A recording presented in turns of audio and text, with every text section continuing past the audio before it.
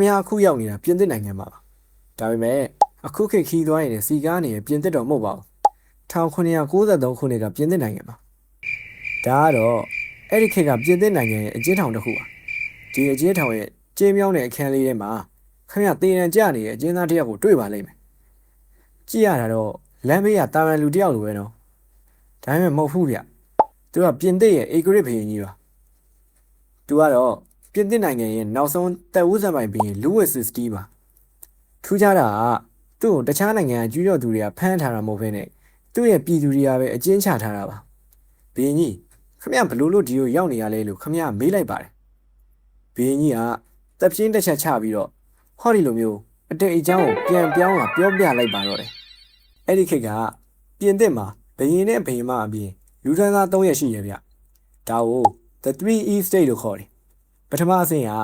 Fat East State လို့ခေါ်တဲ့သာသနာရေးအကြီးအကဲတွေသူတို့ကလူဦးရေရဲ့100ခိုင်နှုန်းတော့မရှိပေမဲ့မြေအောင်များများကိုပိုင်ဆိုင်ထားကြတယ်ဒုတိယအဆင့်ကတော့ Second East State ဖြစ်တဲ့နေသားမျိုးစားမူးမတ်တွေသူတို့က1.5ခိုင်နှုန်းရှိပြီးတော့အုပ်ချုပ်ရေးနဲ့စစ်တပ်မှာအာဏာရှိဆုံးသူတွေ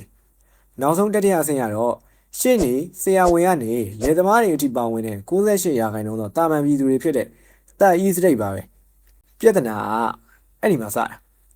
ပထမနဲ့ဒုတိယအဆင့်ကလူတွေကအချမ်းသာဆုံးဖြစ်နေပေမဲ့အစိုးရအောင်အခွန်တပြားမှစောင့်စရာမလို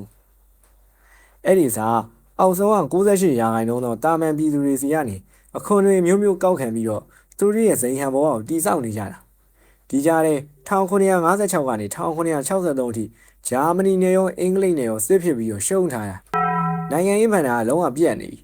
လူကြီးကလည်းတိုးလာစီးပွားရေးကလည်းပြတ်အဆိုးဆုံးကတော့1980ကျော်ကာလတွေမှာရာသီဥတုကအဆိုးအဝါဆုံးဖောက်ပြန်ခဲ့တာပါပဲ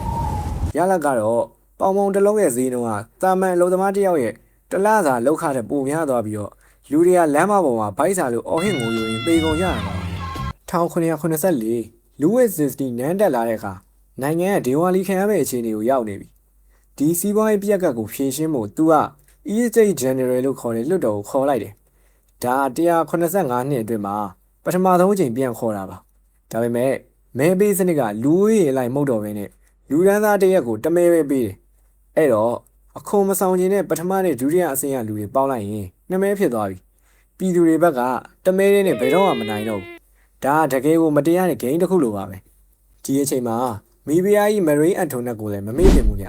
သူ့ကို Madam Deficit အကျွေးမိဖုရားကြီးလို့တောင်ခေါ်ကြတယ်နိုင်ငံတော်ဗန္ဒာငွေတွေပြက်လက်နေချိန်မှာသူကတော့နန်းတွင်းထဲမှာပါတီအကြီးကျယ်ပေးစိန်နဲ့ကြောက်တံဗဒံမယားတွေကိုရေလိုသုံးနေတာပြည်သူတွေပေါင်မုံမရှိလို့ငတ်နေတာကိုပေါင်မုံမရှိရင်ကိတ်မုံစားကြဖို့လို့သူကပြောခဲ့တယ်ဆိုတဲ့ကောလာဟာလာတွေကမီးလောင်ရလေးပင်ဖြစ်ကုန်တယ်ပတ်စံရှိရင်တင်မောကြီးကိုတော့ခေါင်းပေါ်တင်ထားမလားမသိဘူးအေးနေပါဦးသူတကယ်လေးတင်ထားတာပဲဗျပြန်ဆက်ရမယ်ဆိုရင်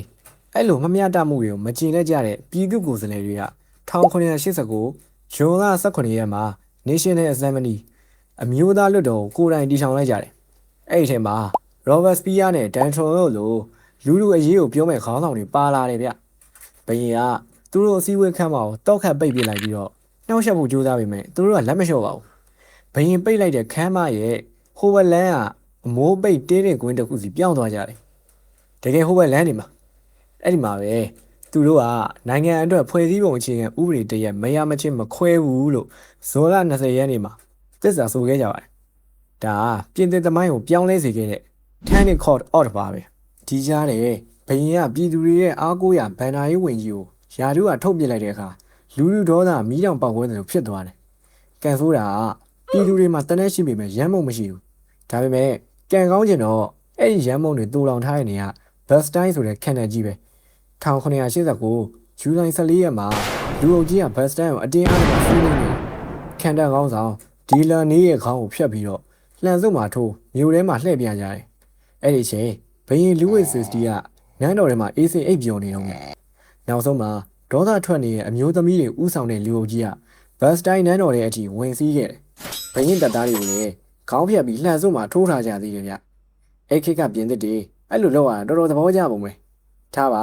အဲ့နောက်ဘယင်နဲ့မိဖုရားကိုပါရီမြို့အထိအကျဉ်းသားတွေဖမ်းခေါ်သွားခဲ့ကြတယ်အဲ့နောက်1991မှာမီရာဘိုဦးဆောင်တဲ့ပါတီအာဏာရလာပြီးတော့စီမင်းခံဘယင်စနစ် Constitutional Monarchy နဲ့အုပ်ချုပ်တယ်ဆိုလိုတာက ဘယင်ဟာရုပ်ပြပဲရှိတော့ပြီးတော့အာဏာမရှိတော့